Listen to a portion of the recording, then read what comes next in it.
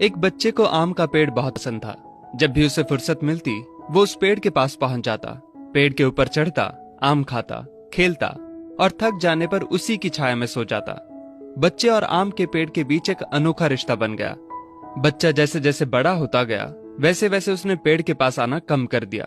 कुछ समय बाद तो आना बिल्कुल ही बंद हो गया। आम का पेड़ उस बालक को याद करके अकेला रोता।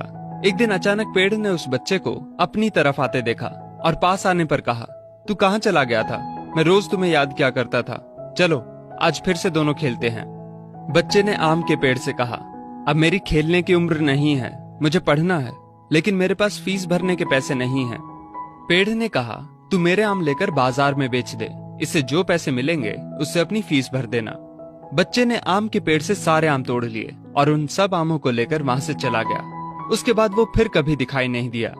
आम का पेड़ हर पल उसकी राह देखता रहता।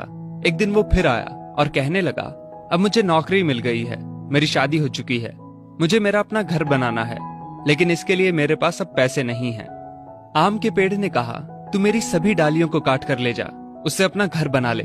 उस जवान लड़के ने पेड़ की सभी डालियां काट ली और लेकर चला गया।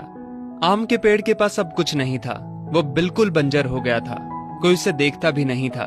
पेड़ ने भी अब उम्मीद छोड़ दी थी कि वो लड़का उसके पास फिर आएगा। फिर एक दिन अचानक वहां एक बूढ़ा आदमी आया। उसने आम के पेड़ से कहा, शायद आपने मुझे पहचाना नहीं, मैं वही बालक हूँ जो बार बार आपके पास आता था और आप हमेशा अपने टुकड़े काट कर मेरी मदद करते थे। आम के पेड़ ने दुख के साथ कहा, पर बेटा मेरे पास अब ऐसा कुछ भी नहीं जो मैं तुम्हें दे सकूं।